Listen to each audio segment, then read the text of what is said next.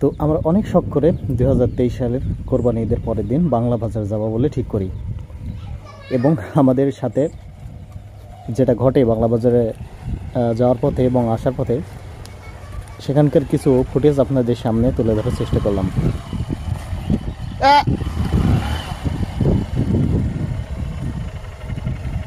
আমরা এর আগে কখনোই বাংলা বাজারে যাই নাই। আমরা নিজে নিজে চেষ্টা করে যে পর্যন্ত গেছি এবং রাস্তাঘাটের মানুষদের জিজ্ঞেস করেছি যে বাংলা বাজার আর কত দূর। ওনারাই বলতেছে আর একটু সামনে আর একটু সামনে, এই করতে করতে কিন্তু বেলার অর্ধেক পার হয়ে গেছে আর কি। তো আমরা তারপরেও হাল ছাড়ি নাই যে আমরা যেহেতু আজকে নিয়ত করে আসছি আমরা যাবই যাব। তো আমরা যেতে থাকি। গাড়ি স্টাম্প ছাড়াই দাঁড়িয়ে আছে রে, অদ্ভুত কাহিনী হয়ে গেল যে। আরে পানি আসবে না, নে ভয় করিস না। 1 2 3 রাগব। হাই হাই সি সি সি হেলে তোল দে। তো মোটামুটি বাংলা বাজারের যাওয়ার জার্নিটা আমাদের কাছে অনেক কষ্টের ছিল, কিন্তু চারিদিকে গ্রামের অপরূপ সৌন্দর্য এবং প্রাকৃতিক যে একটা সৌন্দর্য আছে, গ্রামের যে একটা, আমরা অনেক কষ্ট করে শেষমেশ বাংলা বাজারে পৌঁছা যাই এবং যাওয়ার পর থেকেই শুরু হয়ে যায় সেই কি বৃষ্টি, যে বৃষ্টি আপনারা এই মুহূর্তে দেখতে পাচ্ছেন ভিডিওর মাধ্যমে। তো আমরা তেমন কোনো দোকানপাট সেই দিন খোলা পাই নাই। দিনটি ছিল শুক্রবারের দিন, আর ঈদের পরের দিন হিসেবে অনেকজন হয়তো বা তাদের আত্মীয় স্বজন বা বিভিন্ন কারণে দোকান তারা সেদিন খুলে নাই।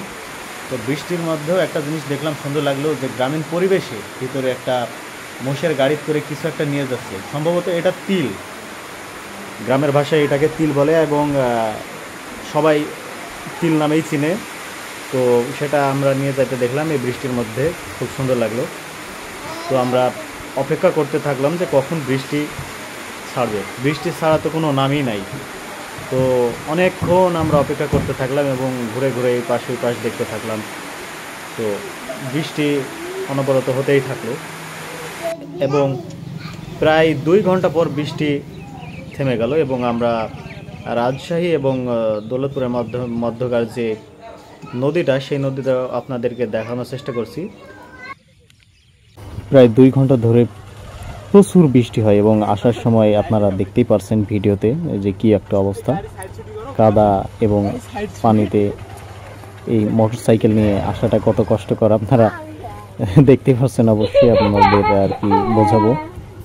তো প্রচণ্ড মজা করেছি এবং গ্রামীণ একটা পরিবেশ, একটা গ্রামের একটা আবহাওয়া আমাদের সব কষ্টকে ভুলিয়ে দিয়েছে। আসলে জীবনে কিছু মজা পাইতে হলে এরকম কিছু ঐতিহাসিক ঘটনাও ঘটে। তো আসলে এগুলো মনে রাখলে চলবে না। আসলে যেই উদ্দেশ্যে গেছিলাম আমরা সেটা সাকসেস হতে পেরেছি। আমরা কাদামাটি মেখে হলেও সেখানে আমাদের গন্তব্যে পৌঁছাতে পেরেছি এবং আসতে পেরেছি। কিন্তু আমাদের এই জার্নিটা জীবনের মতো এই জার্নিটা আমাদের কাছে স্মরণীয় হয়ে থাকবে যে আমরা কি কষ্টে গেছিলাম এবং আমরা আসার সময় এটাও শিওর ছিলাম না যে আমরা আবার পথ চিনে যেতে পারবো কিনা। আমরা গিয়েছিলাম এক পথ দিয়ে, আসছি আরেক পথে। সবাই ভালো থাকবেন, সুস্থ থাকবেন। আমাদের ভিডিওটি ভালো লাগলে অবশ্যই লাইক কমেন্ট শেয়ার করবেন এবং আমাদের পাশে থাকবেন। ধন্যবাদ।